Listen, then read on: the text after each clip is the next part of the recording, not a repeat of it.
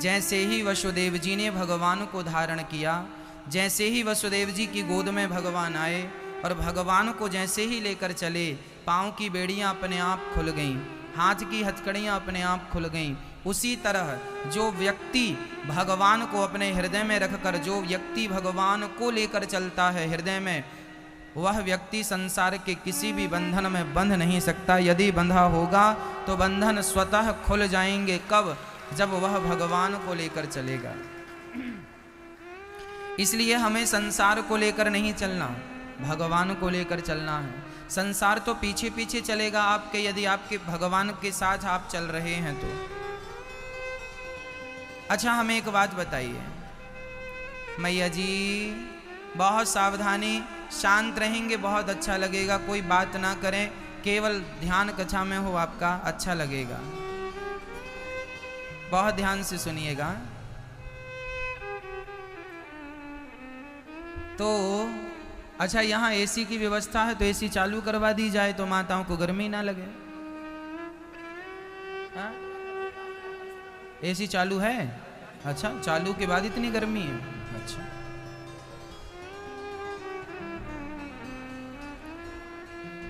तो अब ध्यान से आप लोग कथा सुनिएगा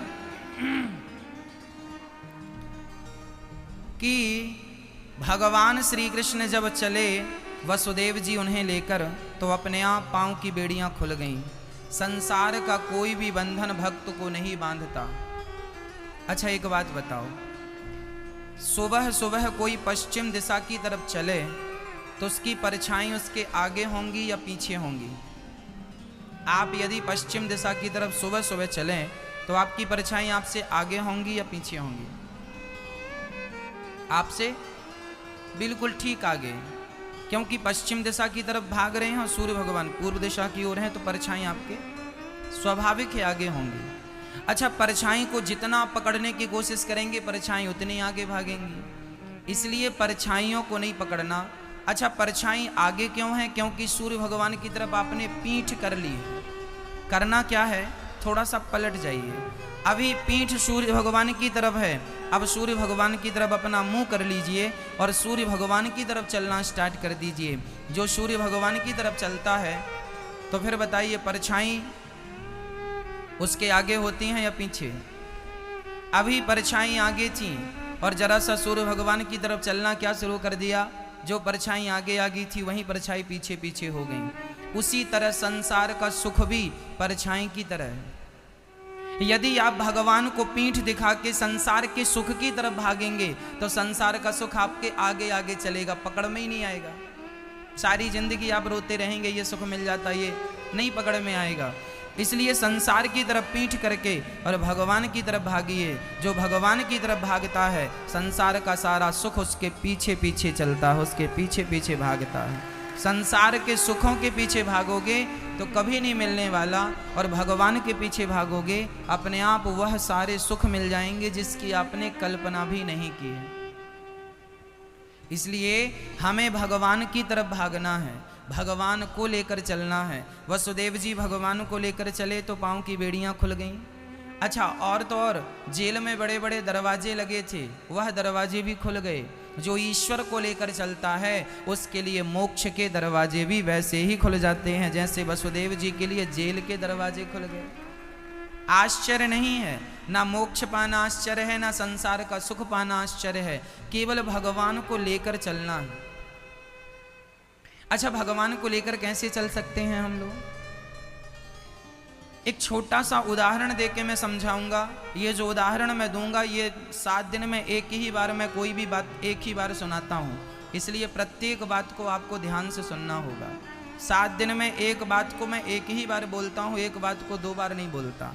एक दृष्टांत को एक ही बार बोलता हूँ, एक दृष्टांत को 2 बार नहीं। एक बात को एक ही बार समझाता हूँ, 2 बार नहीं, क्योंकि आगे बहुत और भी समझाना होता है। इसलिए हम जो समझाते चल रहे हैं वो आप समझते चलिए। अब ये दोबारा मैटर नहीं आएगा, इसलिए पूरा समझ लीजिएगा। अब आपको मैं ये उपाय बताता हूँ कि भगवान को लेकर कैसे चला जाता है, कैसे चलना है। बहुत ध्यान से सुनिएगा भक्तों। हम देखो सारा काम संसार का ही करते हैं। हम ये नहीं कहते कि पत्नी और पुत्र परिवार को छोड़ दो, हम ये बिल्कुल नहीं कहते बिजनेस व्यापार को छोड़ दो, हम तो ये कहते हैं बिजनेस व्यापार मन लगा के करो। 10 रुपये कमाते हो तो 10,000 कमाओ, 10,000 कमाते हो 10 लाख कमाओ, अपनी इनकम बढ़ाओ, अपनी मेहनत बढ़ाओ, पैसे ज़्यादा कमाओ, परिवार की सेवा ज़्यादा करो, समाज की सेवा ज़्यादा करो। हम छोड़ने का कुछ नहीं कह रहे, हम ये नहीं कह रहे हैं कि तुम बाबा जी बन जाओ, हम कह रहे हैं कि गृहस्थ में रह के भगवान को पकड़ के चलो। कैसे? एक शहर का एक व्यक्ति था, मैं एक उपाय से आपको, एक दृष्टांत से आपको ये बात पुष्ट करता हूँ, समझाता हूँ। आपको कैसे अपना जीवन चलाना है वो मैं आपको समझा रहा हूँ। एक गांव में, एक शहर में एक सेठ जी थे, उन्होंने एक बढ़िया सी फैक्ट्री डाली, कर्जा लेकर बैंक से लोन लिया और बढ़िया सी फैक्ट्री डाली। पर फैक्ट्री जैसी उन्होंने डाली, चलने का नाम ही नहीं लेती वो फैक्ट्री। 50 वर्कर उस फैक्ट्री में काम करते हैं, लेकिन उन व्यक्ति की स्थिति ये हो गई कि एक आदमी को भी तनख्वाह देने की गुंजाइश नहीं थी। मुसीबत आ गई, ऐसी स्थिति आई कि अब फैक्ट्री बिक जाएगी और बिकने के बाद भी कर्जा ज्यों का त्यों बना रहेगा। बहुत रोने लगे वो व्यक्ति, क्या करें क्या करें क्या करें। तब वह अपने गुरुजी के पास गए और गुरुजी से उपाय पूछा, गुरुजी मैंने फैक्ट्री लगाई पर सारी फैक्ट्री डूबने की स्थिति में आ गई है, कोई फायदा नहीं। तब गुरुजी ने कहा, बेटा ये बता ये फैक्ट्री किसकी है? उसने कहा, गुरुजी मेरी फैक्ट्री है। गुरुजी बोले, बस इसीलिए तेरी फैक्ट्री नहीं चल रही है। फैक्ट्री इसलिए नहीं चल रही है, तेरा कारोबार इसलिए नहीं चल रहा है क्योंकि तू ये मानता है कि मैं इसका मालिक हूं, मैं इसे चला रहा हूं, मेरी फैक्ट्री है। तू ये बात अपने दिमाग से डिलीट कर दे कि तू इसका मालिक है। फिर क्या करें गुरुजी? गुरुजी ने कहा कि तो अपने फैक्ट्री में एक छोटा सा मंदिर बना, वहां अपने ठाकुर जी को, भगवान जी को रख और ये भाव बना कि ये फैक्ट्री मेरी नहीं है, ये कारोबार मेरा नहीं है, ये कारोबार भगवान का। उसने वैसा ही किया, अपने घर से लड्डू गोपाल जी ले जाके फैक्ट्री में रख दिए, पूजा आरती शुरू कर दी और भगवान से समर्पण भाव से, फिर मैं शब्द दोहराऊंगा, समर्पण। ये समर्पण नाम का जो शब्द है याद रखिएगा, जब तक हमारा भगवान के प्रति समर्पण नहीं होगा तब तक भगवान आपकी पुकार नहीं सुनेंगे। और जिस दिन आपका समर्पण हो जाएगा एक भी बात आपकी खाली नहीं जाएगी, ईश्वर सारी इच्छाएं पूरी करेंगे। ये समर्पण क्या होता है वो मैं आपको समझाता हूं। समर्पण है, द्रौपदी ने जब दुशासन पकड़ के लाया और साड़ी उतारने लगा तो द्रौपदी को पहले अपना ही बल था कि मैं तो खुद क्षत्राणी हूं, अपनी रक्षा कर सकती हूं। भगवान बोले, अच्छा तू अपनी रक्षा कर सकती है तो कर ले, मैं बैठा हूं। भगवान यूं बैठे रहे दूर, पर द्रौपदी का अपना बस नहीं चला। तब द्रौपदी ने किसको बुलाया? अर्जुन को बुलाया। अर्जुन मेरी रक्षा करो, गांडी बिठाओ। पर अर्जुन ने भी सिर नीचे कर लिया। भगवान बोले, अच्छा तुझे अर्जुन का बल है, बुला के देख ले। फिर भीम को बुलाया द्रौपदी ने, अच्छा तुझे भीम का बल है, बुला कर देख ले। अच्छा तुझे युधिष्ठिर का बल है, बुला कर देख ले। जब द्रौपदी का कोई बल काम नहीं आया, ना पितामह भीष्म आए, ना गुरु द्रोणाचार्य आए, ना 5 पांडव में एक भी आए, ना खुद का ही बल काम आया, जब कोई बल काम नहीं आया तब अंत में द्रौपदी ने समर्पण किया। अंत में क्या किया? हे नाथ, हे श्याम सुंदर, मैं आपकी हूं। अब साड़ी जाए तो जाए, इज्जत लुटे तो लुटे, अब इज्जत मेरी नहीं, अब तो इज्जत आपकी है। यदि मैं आपकी हूं, अच्छा आपकी शरण में कोई आ जाए, कह दे कि मैं आपका हूं, तो उसकी रक्षा करना आपका धर्म होता है कि नहीं?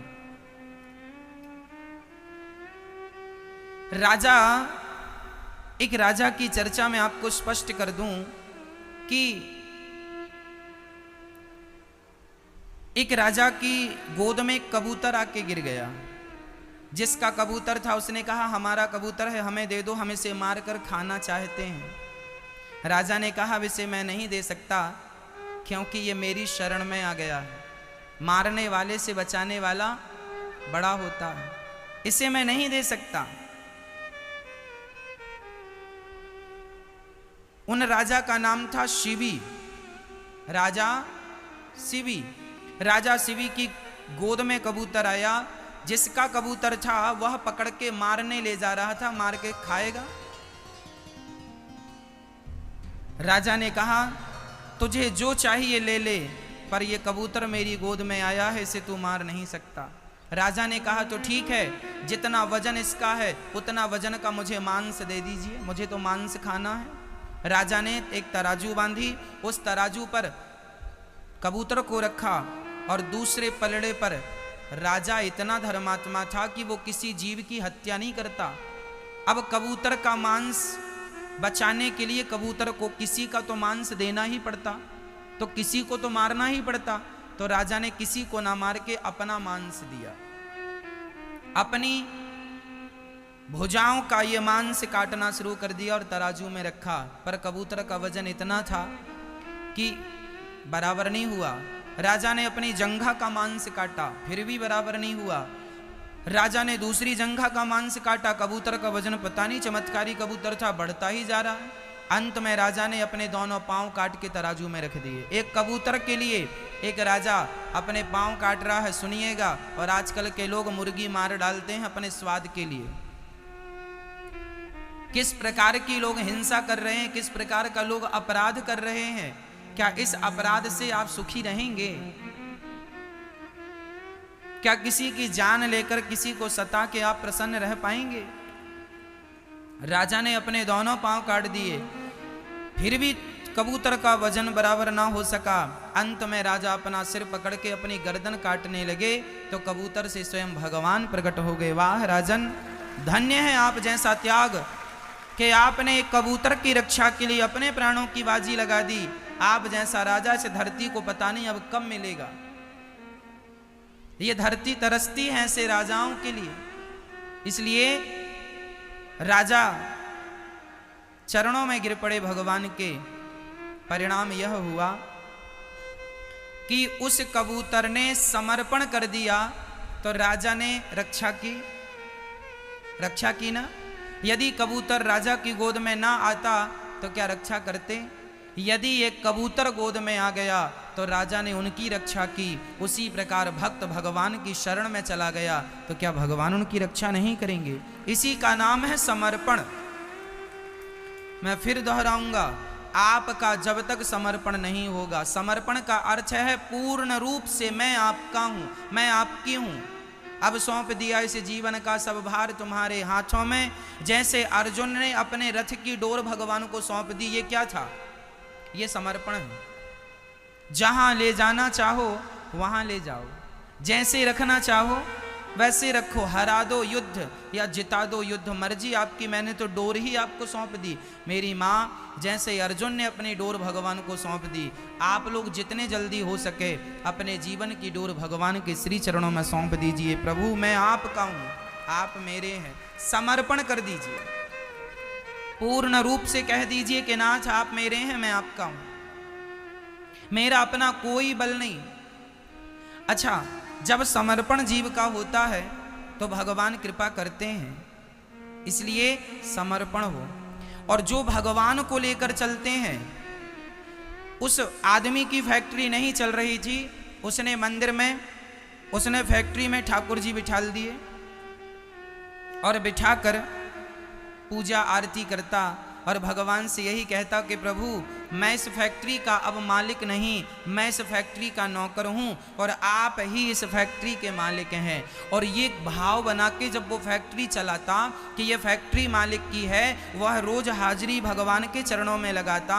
देखते देखते उसकी फैक्ट्री चल पड़ी और इतनी बढ़िया फैक्ट्री चली, इतना प्रॉफिट हुआ कि वो भगवान के नाम की ऐसी 15 फैक्ट्री का मालिक हो गया, अर्थात 15 फैक्ट्री और लगाई। तो जीवन में पहली गलती हम ये करते हैं कि हम अपने को कर्ता मान लेते हैं। कर्ता हम नहीं हैं। कर्ता कौन? कर्ता भगवान है। कर्ता हम बिल्कुल नहीं हैं। यदि कर्ता हम होते तो हमारा नुकसान क्यों होता? फायदा ही फायदा होता। कर्ता हम होते तो हम बीमार ही ना होते, हम स्वस्थ होते। कर्ता हम होते तो हम बुढ़ापे को प्राप्त ही ना होते, जवान ही रहते।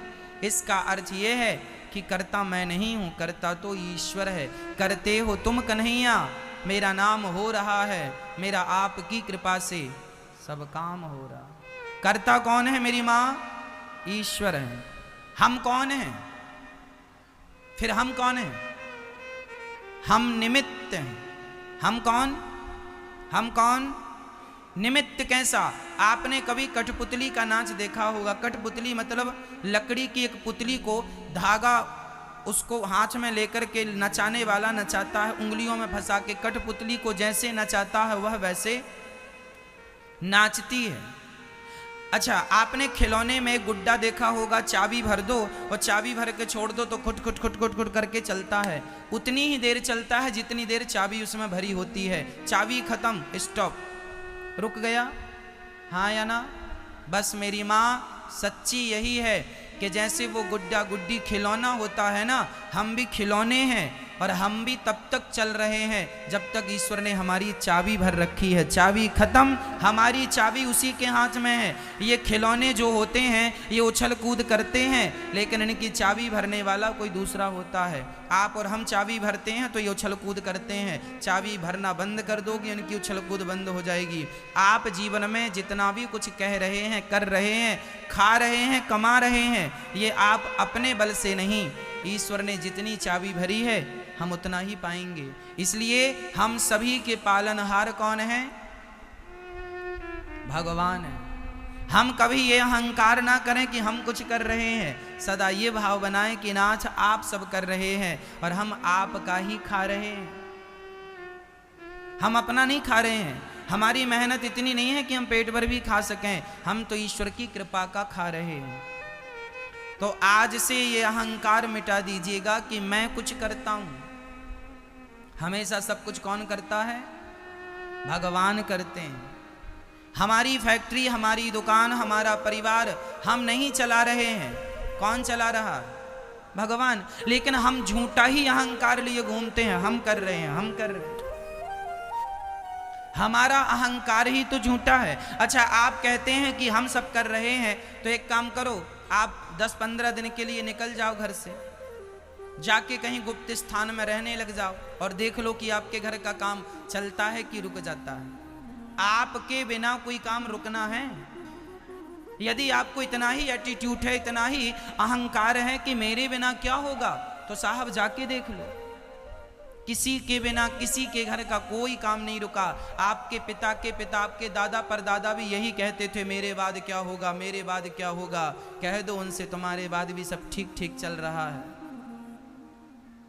चले गए आपके दादा परदादा, क्या रुका? और हम और आप चले जाएंगे, क्या रुकेगा? ये जो झूठा ही हमने अहंकार ले लिया है, यही तो हमें खाए जा रहा है, यही तो रातों की नींद हराम किया है। हमें लगता है सुबह हमें ये काम करना है, सुबह हमें कर्म करना चाहिए, हमें काम करना चाहिए, लेकिन हमें ये नहीं अहंकार रखना चाहिए कि हम ही सब कर रहे हैं ना, हमारे द्वारा ईश्वर करा रहे। हम नाचने वाले हैं, ईश्वर नचाने वाला है। हम कठपुतली हैं, हम नाचेंगे, लेकिन कठपुतली अपने से तो नहीं नाचती, उसे नचाने वाला पीछे होता है। उसी तरह तुम नाच जरूर रहे हो, पर तुम्हें नचाने वाला पर्दे के पीछे है, जिसे ईश्वर कहते हैं। इसलिए हमारी स्थिति क्या है, मैं उस एक स्थिति पर जरा दृष्टि डाल दूं, फिर आपको आगे लेकर चलूं। अच्छा, बात ऐसी है, एक गधा था, वह जा रहा था, सामने से एक कुत्ता गाड़ी के नीचे, गाड़ी मतलब छकड़ा, छकड़ा मतलब बैलगाड़ी, बैलगाड़ी को आप लोग क्या बोलते हैं? बैलगाड़ी ही बोलते हैं। एक बैलगाड़ी जा रही थी, उसके नीचे नीचे एक कुत्ता, पालतू किसान का कुत्ता जा रहा था। बगल से एक गधा निकला, कुत्ते से गधे ने कहा, क्यों जी, कैसे हो, ठीक हो? कुत्ते ने कहा, भाई साहब आजकल तो मैं बहुत जिम्मेदार हो गया हूं, ये पूरी गाड़ी मैं चला रहा हूं आजकल। गधे ने कहा, यार मैं इतना भी गधा नहीं हूं, ये गाड़ी तुम नहीं चला रहे हो, गाड़ी बैल चला रहे हैं। कुत्ते ने क्या कर दी ना गधों वाली बात, अरे गाड़ी, ये बैल हमारे बॉडीगार्ड हैं, गाड़ी तो हम चला रहे हैं, देखो ना हम बीच में सेंटर में चल रहे हैं, ये तो दोनों बगल में। गधे ने कहा अच्छा कुत्ते से तुम गाड़ी चला रहे हो तो रुको, स्टॉप। कुत्ता रुका, अकस्मात गाड़ी भी रुक गई। गधे ने कहा कुत्ते से चल, कुत्ता चला, संयोगवश गाड़ी भी चल पड़ी। अब तो कुत्ते को कन्फर्म हो गया कि गाड़ी हम ही चला रहे हैं। मेरा सवाल आपसे है, बताइए गाड़ी कौन चला रहा था, कुत्ता या बैल? गाड़ी तो बैल ही चला रहे थे, लेकिन ये कुत्ता जबरदस्ती कह रहा है मैं गाड़ी चला रहा हूं, मैं गाड़ी चला रहा हूं। उसी तरह बुरा ना मानो तो बात ऐसी ही है, वो कुत्ता कोई और नहीं है।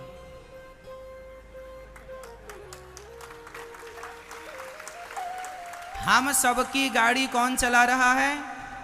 हम सबकी गाड़ी भगवान चला रहे हैं, लेकिन हम उस कुत्ते की तरह कह रहे हैं हम चला रहे हैं, हम कर रहे हैं, हमने ये किया, हमने वो किया। हमारी स्थिति भी उस कुत्ते से ज्यादा नहीं है।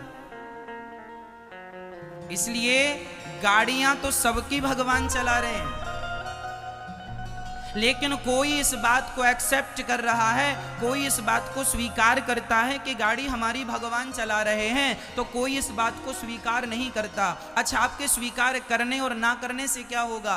एक बार भटिंडा की सारी उल्लुओं ने एक मीटिंग की,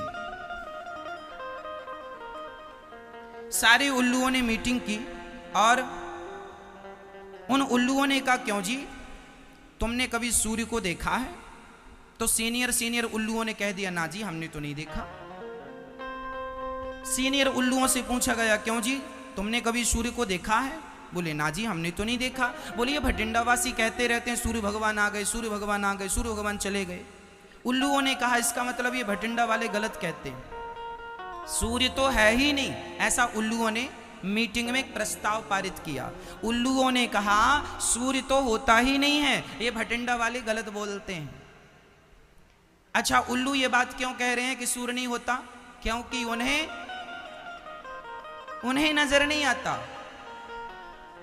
सूर्य तो होता है, भटिंडा के लोग सच कहते हैं सूर्य भगवान आ गए, सूर्य भगवान चले गए, सूर्य होता है, बट उल्लुओं को नजर नहीं आता। उसी तरह ईश्वर ही सब कर रहे हैं, करा रहे हैं, वह है, पर कुछ उल्लुओं को वह नजर नहीं आते, तो हम क्या करें? ईश्वर है। अब कोई कहे ईश्वर है तो दिखाओ, भाई साहब तुम्हें नजर नहीं आते, तुम उल्लू हो, हम क्या करें? उल्लुओं को सूर्य दिखता नहीं है, उसी तरह उल्लुओं को ईश्वर दिखता नहीं है। इसमें तुम्हारी आंखों का दोष है, आंखों में मोतियाबिंद हो गया है, तो हम क्या करें? इसलिए अपना अज्ञान का मोतियाबिंद हटा दो और जरा ज्ञान के, जरा भक्ति की दृष्टि से देखो कि तुम चल तो रहे हो, तुम्हें चला कौन रहा है। चलो मैं एक उदाहरण देके फिर समझाता हूं। उस कुत्ते की तरह हालत हम सभी की है। आप सभी अपनी एक उंगली उठाइए, सब लोग उठाओ, सब मतलब जितने यहां बैठे हैं। अब ये उंगली हिलाइए एक बार, ऐसे बस, अब नीचे कर लीजिए। अब मुझे ये बताइए कि ये जो आपने उंगली उठाई और हिलाई, ये हिलाई जो आपने उंगली, ये किसके बल से हिलाई? आपने अपने बल से या फिर किसी और बल से? किसके बल से? यदि आप कहें कि ये उंगली हमने अपने बल से हिलाई, तो मुझे ये बताओ कि यदि उंगली आपने अपने बल से हिलाई, तो जिनको पैरालाइसिस हो जाता है, लकवा मार जाता है, उनकी उंगली क्यों नहीं हिलती? हाँ या ना? नहीं हिलती ना? क्या उनकी इच्छा नहीं होती कि वो उंगली हिलाएं? अरे भाई, जिनको पैरालाइसिस हो जाता है उनकी उंगली नहीं हिलती, एक अंग काम करना बंद कर देता है। यदि तुम अपने बल से उंगली हिलाते हो, तो फिर लकवा मारने के बाद, पैरालाइसिस होने के बाद भी अपनी उंगली हिला लो। इसका अर्थ यह है कि ये जो उंगली भी हम हिला रहे हैं, यह हम अपने बल से नहीं, परमात्मा के बल से, कृष्ण के बल से उंगली हिला रहे हैं। इस बात को कोई मानता है, कोई नहीं मानता। आपके ना मानने से कोई फर्क नहीं पड़ता। एक सज्जन ने हमसे कहा महाराज जी हम भगवान को नहीं मानते, मत मानो, चूल्हे में जाओ, हमें क्या करना? मत मानो, नुकसान किसका है? एक आदमी बोला दिन के 12 बजे महाराज जी ये दिन है कि रात है? हमने कहा भाई साहब दिन है। बोले महाराज जी हमें तो अंधेरा दिख रहा है। हमने कहा तुम्हारी आंखों में मोतियाबिंद हो गया है, इसलिए दिन के 12 बजे भी तुम्हें अंधेरा नजर आ रहा है। सूर्य भगवान का दोष नहीं है, दोष तुम्हारी आंखों का है। भगवान तुम्हें नजर नहीं आते, इसमें भगवान का दोष नहीं, दोष आपकी आंखों का है, आपके नजरिए का है, आपको समझ ही नहीं आता। इसलिए ईश्वर की सत्ता पर कोई उंगली उठाए तो उसके जैसा मूर्ख कौन होगा। इसलिए करते हो तुम कन्हैया मेरा नाम हो रहा है, मेरा आपकी कृपा से सब काम हो रहा है। आज के बाद ये अहंकार ना कीजिएगा कि आप कुछ करते हैं। मैं कुछ नहीं करता, मेरे द्वारा मेरी उंगली भी हिल रही है तो भगवान के बल से, मैं देख रहा हूं तो भगवान के बल से। अरे भाई एक बात बताओ, भगवान अपना बल हटा लें तो लोगों की आंखें भी होती हैं पर दिखता नहीं है, और डॉक्टर के पास जाओ तो डॉक्टर कह देते हैं बीमारी ऐसी है कि इसका कोई इलाज नहीं है। यदि हर बीमारी का इलाज होता डॉक्टरों के पास तो कोई अंधा क्यों होता, कोई बहरा क्यों होता। इसका अर्थ ये है कि ईश्वर, जब तक ईश्वर चाह रहे हैं तब तक आप देख पाएंगे, जब तक वो चाह रहे हैं सुन पाएंगे, जब तक वो चाह रहे हैं चल पाएंगे, वरना आंखें होने पर भी, कान होने पर भी, पांव होने पर भी ना देख पाओगे, ना सुन पाओगे, ना चल पाओगे। यदि सब अपने ही बल से देखते तो फिर लोग अंधे क्यों हो जाते हैं, लोग बहरे क्यों हो जाते हैं, पांव होते हुए भी लंगड़े क्यों हो जाते हैं। इसका अर्थ यही है कि हम कुछ नहीं कर रहे हैं, हम ईश्वर के अधीन हैं, जैसे वो चलाएंगे हमें वैसे चलना है। इसलिए अपने आप को समर्पण कर दो भगवान के चरणों में। नाथ मैं तो श्वासें भी आपकी दी हुई ले रहा हूँ, श्वासें भी मेरी नहीं हैं, मेरा कुछ भी नहीं है, इस शरीर पर मेरा कोई अधिकार नहीं है। और रही एटीट्यूड की बात, भटिंडा में कुछ लोग ऐसे ऐसे चलते हैं, ऐसे मतलब थोड़ा सा पैसा मिल गया, थोड़ा सा पद मिल गया, थोड़ी सी प्रतिष्ठा मिल गई, थोड़ी सी जय जयकार हो गई, छाती तान के चलते हैं, अहंकार में चलते हैं। कहो इनसे, पूछो इनसे कि भाई तुम्हें किस बात का अहंकार है, ये जो तुम घमंड कर रहे हो किस चीज का घमंड है। क्या रावण का अहंकार चला जिसके लंका सोने की थी, क्या कंस का अहंकार चला, जब उनके अहंकार ना चल सके जिनकी लंका सोने की थी। तुम्हारे घर तो फिर भी मिट्टी के हैं, कितना दिन चलेगा अहंकार। इसलिए ईश्वर जब तुम्हें कुछ दें तो नम्र हो जाना। जितने धनवान तुम्हें ईश्वर बनाए, यदि 10,000 रुपए कमाते हो तो एक माला जपना भगवान की, 20,000 कमाते हो तो तुम्हारी जिम्मेदारी ज्यादा है, ईश्वर ने तुम्हें ज्यादा दिया, 2 माला जपो। तुम्हें भगवान ने 50,000 रुपए दिए हैं महीने के, तुम्हारी माला की क्षमता बढ़ना, 5 माला जपो, तुम्हें ईश्वर ने ज्यादा दिया।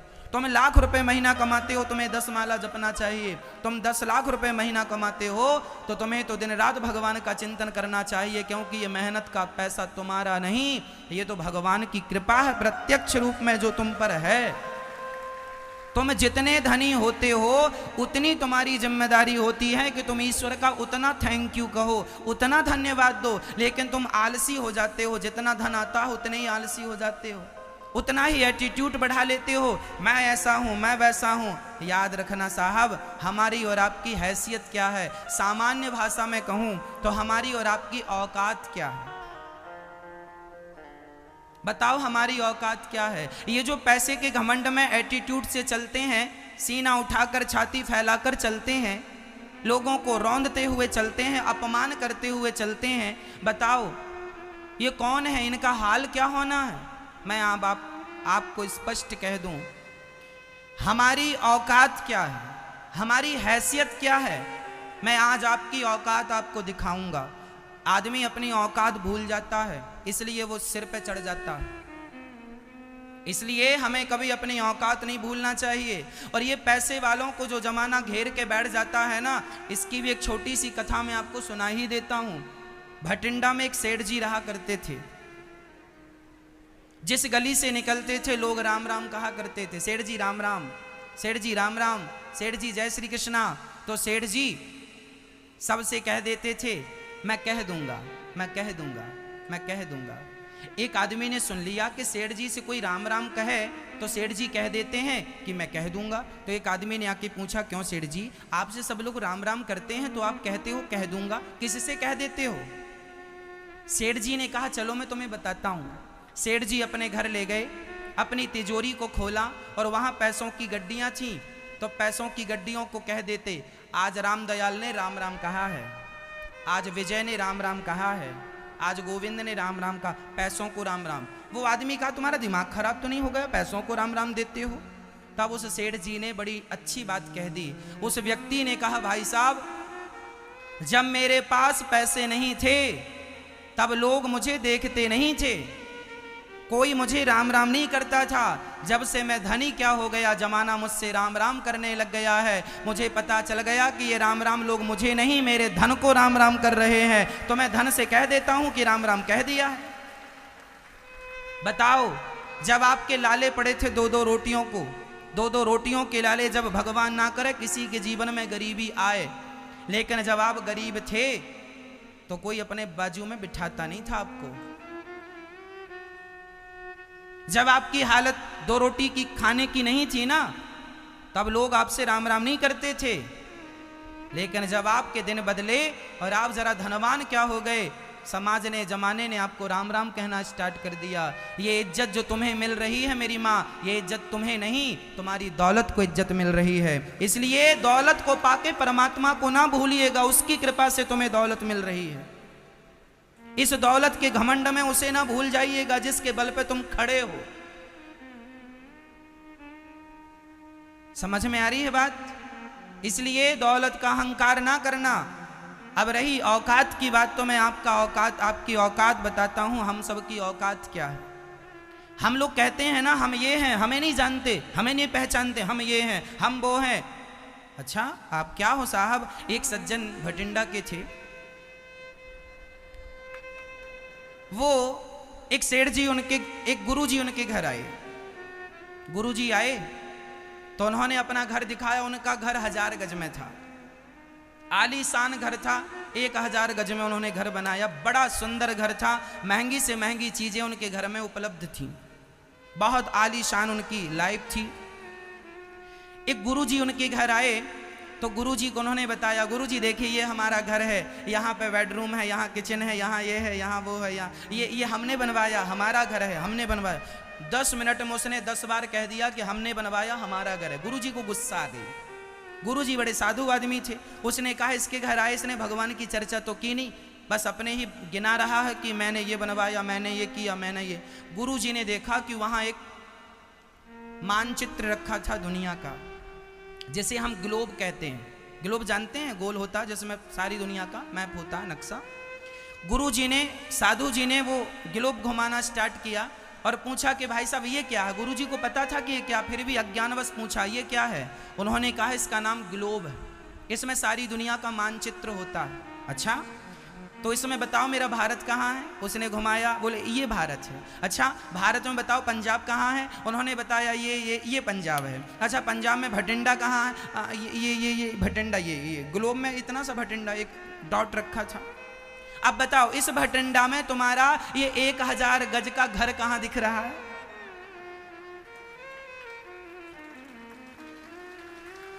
क्या दुनिया के मानचित्र में तुम्हारे घर की कोई वैल्यू है?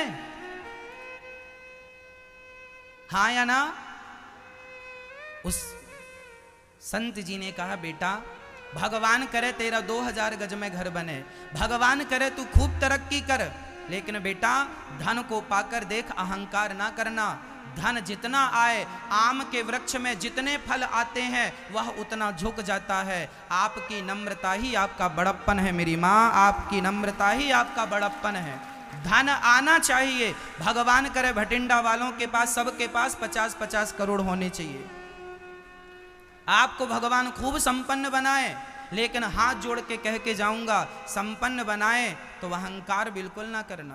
बिल्कुल सीधे सरल सिंपल।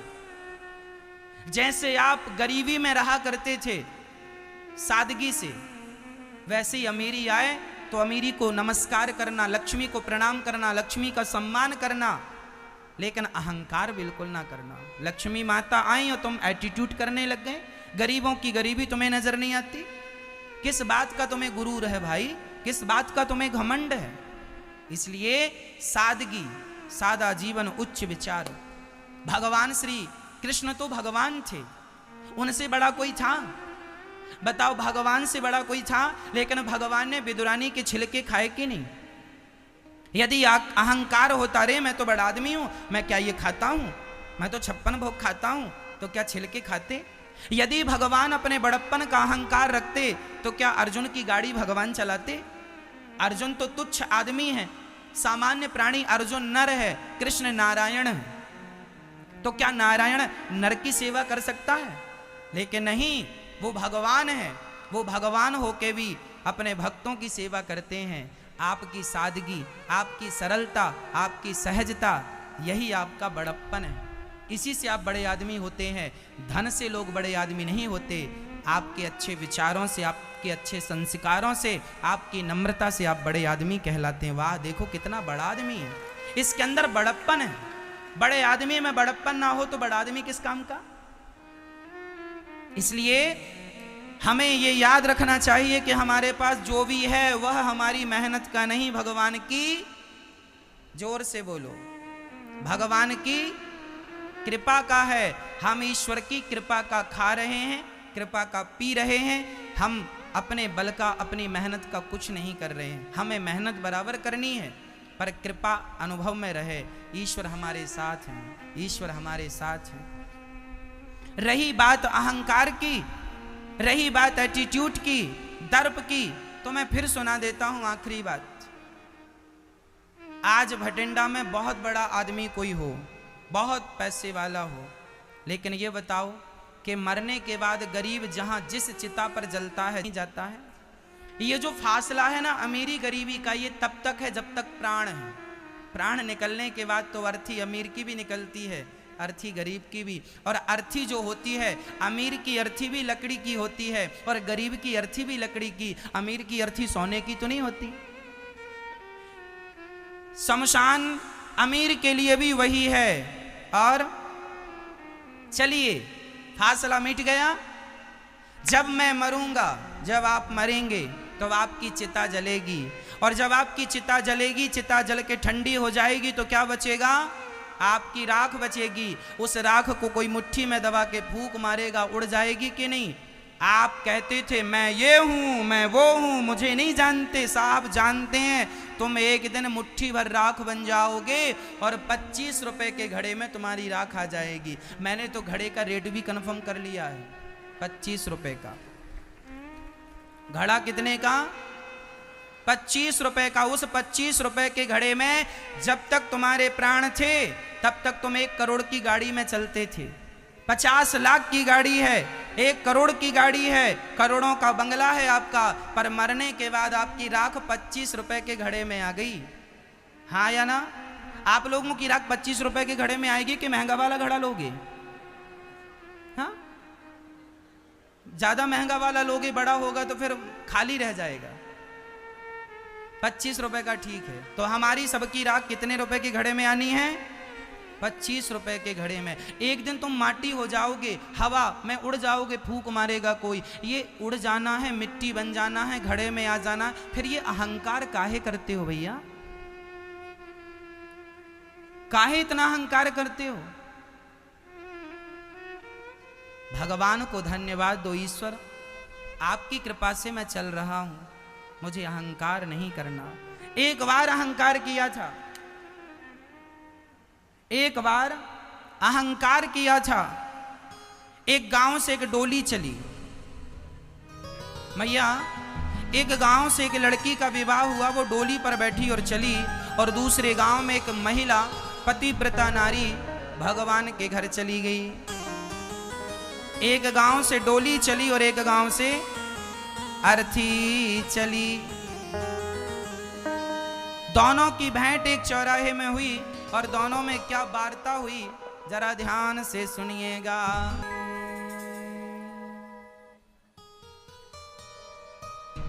दोनों अपने रास्ते, डोली अर्थी की जब बातें सुनी तो अहंकार जो था वो हम मिट गया, और दोनों अपने अपने रास्ते चली गई। ये छोटा सा भजन, ये छोटी सी लाइनें हमें केवल इतना सिखाती हैं कि भगवान बड़ा बनाए तो बड़े तो बन जाना, पर बड़ा बन के बड़प्पन का ये जो अहंकार है ये ना लाना। हमारा स्वभाव पानी की तरह होना चाहिए। पानी को जिस रंग में मिलाओ वो वैसा हो जाता है। अमीरों के संग रहो तो अमीरों जैसे हो जाओ, गरीबों के बीच में बैठो तो उनके जैसे होके उनसे प्यार करो, उनको प्यार दो। सभी में बांट कर खाए उसे इंसान कहते हैं। रंग चढ़ जाए अर्थात पानी की तरह हम सरल हों, सहज हों, हमारा स्वभाव पानी की तरह। भगवान श्री कृष्ण को लेकर वसुदेव जी पहुंचे। सारे व्रज में उत्सव मनाया जाने लगा। नंद के आनंद भयो जय कन्हैया लाल की, हत्ती दीन्हा घोड़ा दीन्हा और दीन्ही पाल की। नंद के आनंद भयो, सारे ब्रजवासी बधाई देने आए। भगवान का उत्सव चालू हो गया। अच्छा, भगवान को बधाई देने शंकर जी भी आए। शंकर जी भी माँ यशोदा से कह रहे, मैया बड़ी दूर से आयो हूं, मुझको लाला का दर्शन कराए दे। अच्छा, नंद बाबा ने सारा कुछ लुटाना। लाला के जन्म में लिखा है 2 लाख गैयों का दान कर दिया। तिल के ढेर, तिल के पहाड़, अनाज के पहाड़ दान कर रहे हैं। खूब दान किया, खूब उत्सव मनाया और लेने वाले को इतना मिला कि ले जा ना सके। जिसे सोना मिलता वह सोना फेंक के नंद भवन के द्वार पे आ जाता और श्याम सुंदर को टुकुर टुकुर देखता।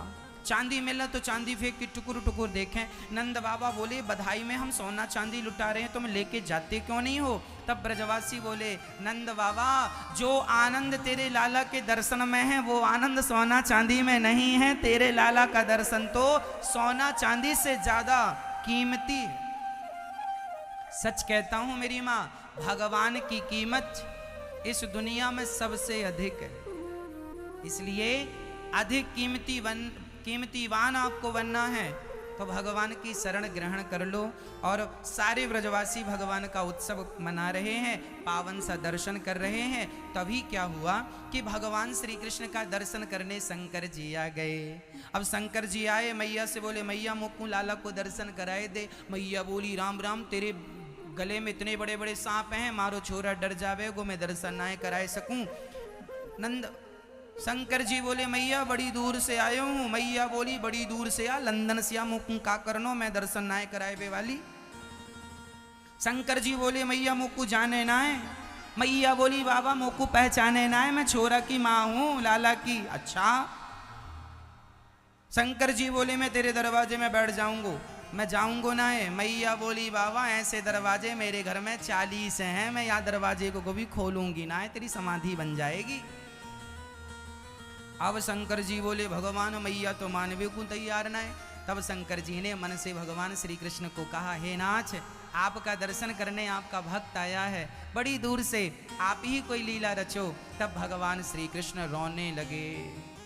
जैसे ही रोना स्टार्ट किया, मैया दौड़ के गई। मैया बोली, लाला का है गो, का है गो? शंकर जी बोले, मैया कछु ना है गो, या को भूत लग गए। अब मैया घबराई, नजर उतारवे लग गई, दूध पिलावे लग गई। ना दूध से मान रहे हैं, ना नजर से मान रहे हैं। भगवान तो रोते जा रहे हैं, रोते जा रहे हैं।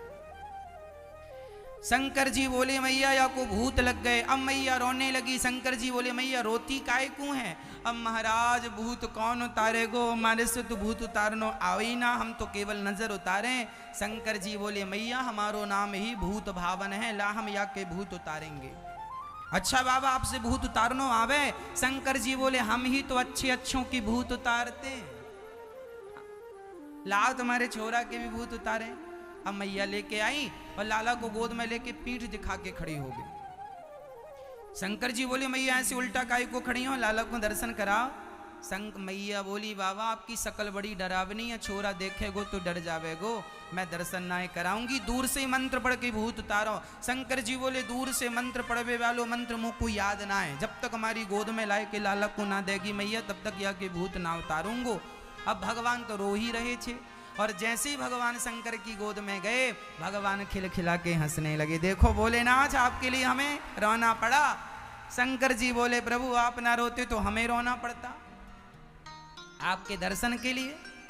तो अब भगवान शंकर जी आशीर्वाद दे रहे हैं, जुग जुग जीवे रे यशोदा मैया तेरो ललना, जुग जुग जीवे रे यशोदा मैया तेरो ललना। खूब आशीर्वाद लुटा रहे हैं भगवान को, खूब आशीर्वाद बधाइयाँ। ब्रजवासी बढ़िया बगलबंदी पहन पहन के, सज धज के, बढ़िया चंदन बंदन लगा के, खिलौने लेके, टॉफी लेके, लड्डू लेके, मेवा लेके, दूध लेके, दही लेके सारे ब्रजवासी नंद भवन में बधाई देवे को आ रहे हैं और खूब बधाई लुटाई जा रही हैं। और भगवान को दर्शन करवे जब नंद बाबा जाने लगे तो सखियां द्वार पर खड़ी हो गई। बाबा ऐसे दर्शन ना है सके गो लाला को, तो कैसे दर्शन करूंगा मैं, ये बता सखी। अरे मोकू बधाई देनो पड़े, का बधाई चाहिए तो कू, तू बता तो सही। सखी बोली जब भी तेरे घर आऊं लाला को दर्शन करवे की तो मना मत करियो। हाँ हाँ तुम सबन के आशीर्वाद से छोरा भयो है, हमने तो उम्मीद भी छोड़ रखी बुढ़ापे में छोरा होए का काहू के। अच्छा यशोदा बुढ़ापे में लाला को पाई है, सबने तो आस छोड़ दी थी अब इस आयु में कोई बुढ़ापे में। अच्छा किसी के बुढ़ापे में बच्चा हो जाए तो लोग हंसते भी हैं, अरे बुढ़ापे में बच्चा पैदा हो रहा है। अब तो जमाना ठीक हो गया, नहीं पहले बहू के भी बच्चा होता रहता था, सास के भी बच्चा होता रहता था। हाँ तो बुढ़ापे में भी माँ यशोदा के यहाँ रबड़ी सी रात में लड़ुआ सुलाला जायो है। माँ यशोदा ने सब बधाई दे रहे हैं और नंद बाबा बधाई दे रहे हैं। भगवान कितने सुंदर हैं, जरा दर्शन करते हैं। भगवान की आंखें कैसी हैं, नैन तुम्हारे कजरारे और घुंघराले बाल, डूब गए। अभी उत्साह उत्सव चल ही रहा था कि भगवान कृष्ण को मारने के लिए अभी भगवान मात्र 6 दिनों के और पूतना मौसी अब आ गई। पूतना लोक बालघिनी राक्षसी रुधिरासना जिघांसयापहरये स्तनम दत्वाप सदगतिम। ये जो पूतना है ये कौन है, कंस के द्वारा भेजी हुई एक राक्षसी है जो भगवान कृष्ण को मारने आई है। और जब भगवान को मारने पूतना मौसी आई तो जानते हो क्या हुआ, भगवान बड़ी सुंदर बन के आई, ऐसी बन के आई मानो साक्षात लक्ष्मी जी हैं। और भगवान कृष्ण पालने पे लेटे थे, माँ यशोदा ने अभी अभी लिटाया था, काम के लिए माँ अंदर गई और तभी पूतना मौसी की एंट्री हुई। पूतना मौसी को देखकर श्याम सुंदर ने नेत्रों को बंद कर लिया। किसी ने भगवान से कहा प्रभु आपने नेत्र क्यों बंद कर लिए पूतना को देखकर। भगवान बोले पूतना का तन बहुत सुंदर है पर मन सुंदर बिल्कुल नहीं है, और मैं ऐसों को देखना भी पसंद नहीं करता जिनके तन सुंदर हैं पर मन सुंदर नहीं है, इसलिए मैं देखता भी नहीं हूँ ऐसों को जिनके सुंदर तन तो हैं पर मन सुंदर नहीं। इसलिए मैया जी सजाने की जरूरत तो है पर क्या सजाना है, तन को धोया मगर मन को धोया नहीं, बाद गंगा नहाने से क्या फायदा। गंगा खूब नहाए पर तन को ही साफ किया तो तन तो तुम्हारे घर के पानी से भी साफ हो सकता था। मन को साफ जब तक नहीं करोगे तब तक तन को धोते धोते क्या कर लोगे, क्या पालोगे तन को धोके। इसलिए हमारा मन कैसा हो, निष्कपट। राम जी रामचरितमानस में कहते हैं, हाँ, निर्मल मन जन सो मोहि पावा, मोहि कपट छल छिद्र न भावा। हमें कौन सा मन चाहिए, निर्मल मन। अच्छा निर्मल मन कैसा, भगवान को क्या पसंद है, आपका धन पसंद है, आपकी प्रतिष्ठा पसंद है, आपका स्वरूप पसंद है ना मैया जी, भगवान को चाहिए आपका निर्मल मन। इसलिए अपने मन को साफ करने शुरू कर दो।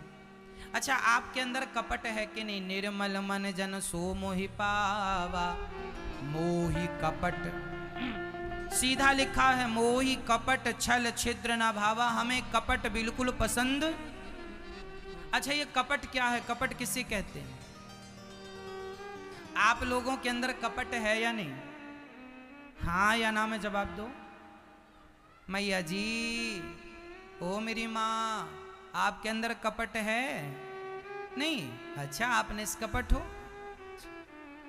मैया आपके अंदर कपट है, मैया आप लोगों के अंदर कपट नहीं है मैया। अच्छा यहाँ बैठे भक्त आप बताओ आप लोगों के अंदर कपट है नहीं। अच्छा ये कपट क्या है मैं आपको ये बताऊं, आपको तो ये भी नहीं पता कपट क्या चीज होती है। बहुत भोले हैं ना आप लोग, कुछ नहीं जानते। कपट क्या होता है, आज तो भाई भाई से कपट करता है। जब आप दूध तैयार करती हो अपने बच्चों को देने के लिए और आपके सामने आपकी जिठानी का बेटा है और आपका खुद का बेटा है और आप दूध पका रही हो, तो आप सोचेंगे कि मलाई में अपने बच्चे की गिलास में डाल के अपने बच्चे को मलाई दूं। जिठानी के बच्चे को या देवरानी के बच्चे को मलाई ना जाए, मलाई वाला दूध मेरे बच्चे में आए। यही कपट है। आप अपना बहुत भला सोचते हैं, सामने वाले व्यक्ति का नुकसान हो रहा है, हो जाए। यही कपट की बुद्धि है। इसलिए हम ये कहेंगे आपसे कि जीवन में हमारा 1 रुपए का नुकसान होए तो हो जाए, पर हमारे कारण सामने वाले का 25 पैसे का नुकसान भी नहीं होना चाहिए। यही निष्कपटता का परिचय है। हमें कपटी नहीं होना चाहिए। कंस ने माता सीता के सामने कपटी मृग को भेजा था, जो था नहीं वो बन के गया, वो कपट है। मैं जैसा हूं वैसा आपके सामने ना आऊं, कुछ और बन के आ जाऊं, वह कपट है। हनुमान जी जब पहली बार राम जी से मिले तो क्या बन के मिले? ब्राह्मण बन के मिले। हनुमान जी थे तो बंदर, लेकिन बन के क्या गए हैं? ब्राह्मण। और राम जी के चरणों में जब गिर पड़े तो राम जी ने उठाकर हृदय से नहीं लगाया, क्योंकि हनुमान जी आपने कपट का रूप बना के रखा है। आप जैसे हो वैसे ही मेरी शरण में आओ। आप बंदर हो बंदर ही सही, जैसे हो गोरे, काले हो काले, गरीब हो गरीब, अमीर हो, जैसे हो वैसे ही आना। बंठन के ना जाना कि हो कुछ और आप बन के कुछ और बन के आ गए।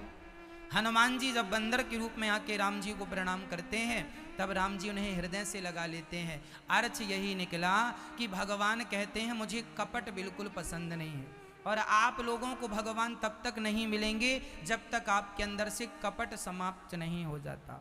अच्छा, ये कपट क्या है? अच्छा ये बताओ, आपके अंदर क्रोध है या नहीं? हाँ या ना? लोभ है या नहीं? काम है या नहीं? वासनाएं? हम कामी हैं, हम क्रोधी हैं, हम लोभी हैं, हम में तमाम बुराइयां हैं, लेकिन हम अपनी बुराइयों को एक्सेप्ट कहाँ करते हैं, स्वीकार कहाँ करते हैं? यही कपट है। तुम हो बुरे, लेकिन अपने को बुरा ना कह के दूसरों को बुरा कहते गए। यही कपट है। और भगवान को ऐसे लोग बिल्कुल पसंद नहीं। भगवान तो अपनी आंखें बंद कर लेते हैं, ऐसों के ऊपर दृष्टि ना पड़े जो कपटी हैं। अच्छा, आप लोग जैसे हैं क्या वैसे ही? अच्छा, आप लोग यहां जैसे दिख रहे हैं क्या ऐसे ही घर पे भी हैं? हा? नहीं, आप घर पे अलग होते हैं। गुरु जी के सामने आपका व्यवहार अलग होता है और संसार के लोगों के सामने आपका व्यवहार अलग होता है। यही कपट है। और मैं आपसे निवेदन करता हूं, जैसे घर के भीतर रहा करो वैसी घर के बाहर भी रहा करो। कहने का तात्पर्य यह हुआ कि मैं घर के भीतर भी निष्कपट हूं तो घर के बाहर भी मैं जैसी बातें आपसे 1 साल पहले करता था, मैं वैसी बातें आज भी आपसे करूंगा और 10 साल बाद भी वैसी ही बातें करूंगा।